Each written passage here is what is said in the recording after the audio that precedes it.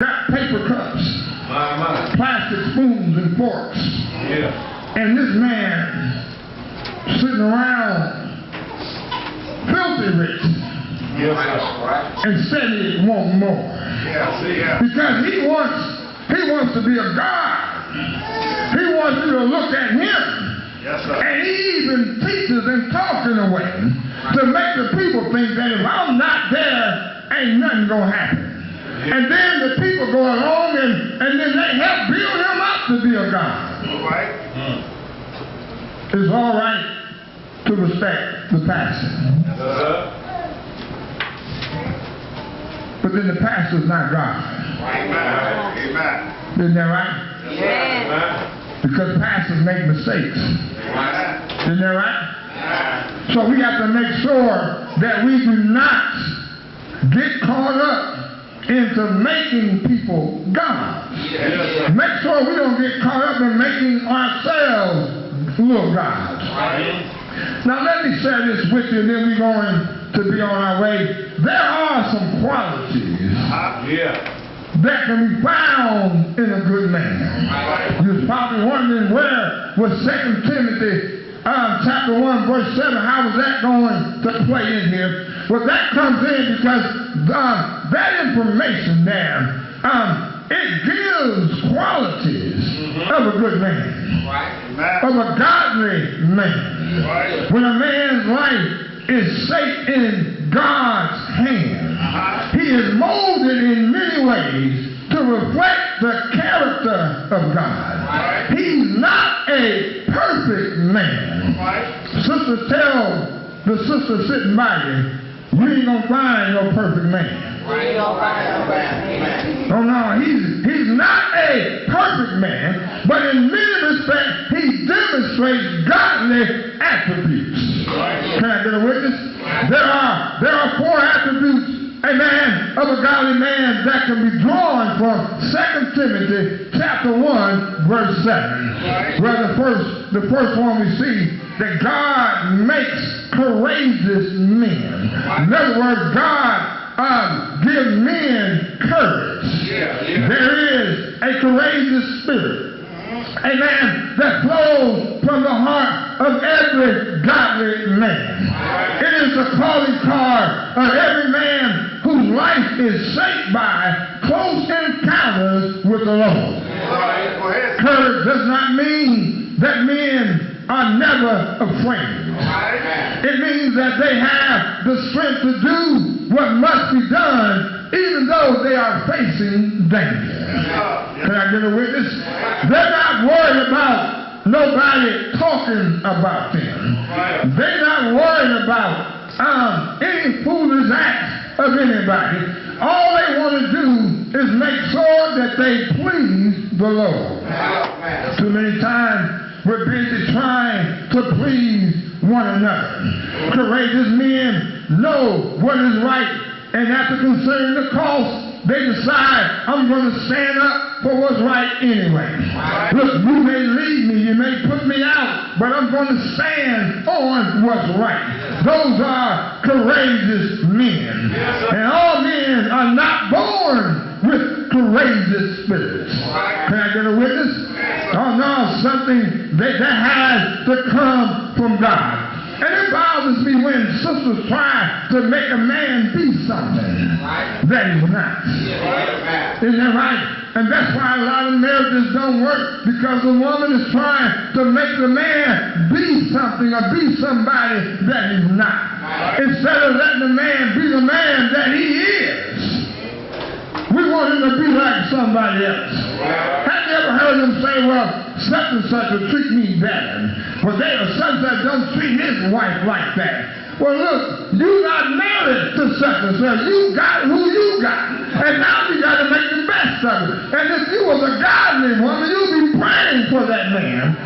Amen, to receive these godly attributes. Instead of trying to make him be what you want him to be. Or, brothers, you're trying to make the sisters be what you want them to be.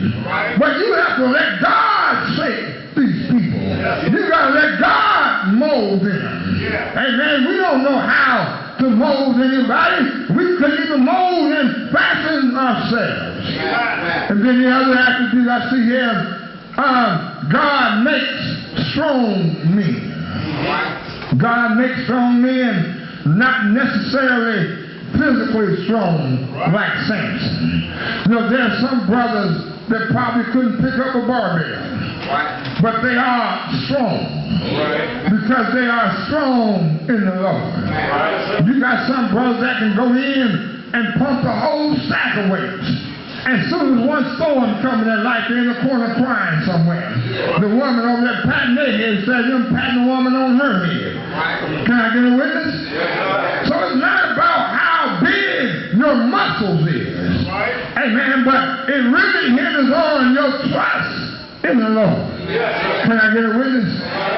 Oh yeah. There are many men who are well educated, financially secure, and muscular, but they are weak as water. They have no backbone. They stand for nothing and fall for everything. But in 2 Timothy 1:2, it points to another attribute that God gives believing men. He gives them strength or power. Jesus had 12 disciples, and all 12 of them brothers was weak. And one was so weak that he betrayed Christ. And not only did he betray Christ, but he went on out and hung himself. Amen. He was a weak brother.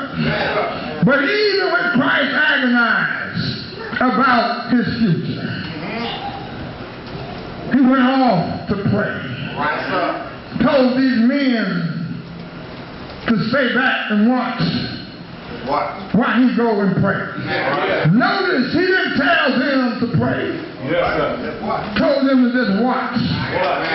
Yeah, just watch while I go yonder and pray.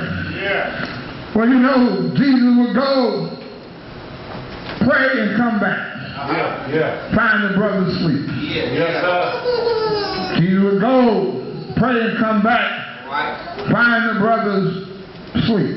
And finally, last time when he came back, he told them to sleep on. Oh yeah, sleep on. Amen. I've done what I need to do. The hour has come now. Yeah, I got my business fixed now. And so you find Peter getting in Jesus, trying to get in Jesus' way. And the word says, and he cometh unto the disciples and findeth them asleep, and said unto Peter, what could ye not watch with me? 1 hour. My brothers and sisters, we need to get around some people that can watch with us longer than 1 hour. Some of us got them 1 hour friends. Can I get a witness? Some of you got 1 hour people in your camp. You need to have some people in the camp, amen, that would be on the wall watching and praying with you. You don't need nobody around you that's sleeping all the time.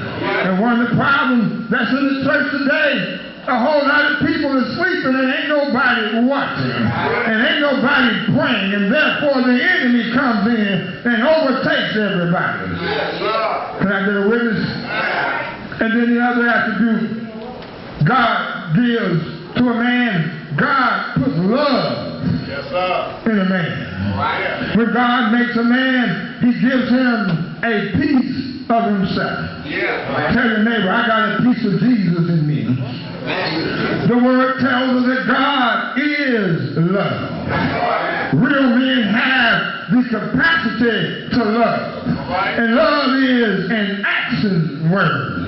Love is spoken with the mouth, but more than anything else, love is demonstrated through action. Can I get a witness? If there's no love thumping in your heart, when it come out your mouth, it's just noise. Can I get a witness? Anybody ever had somebody tell you that they love you, and when they said it, you didn't feel nothing?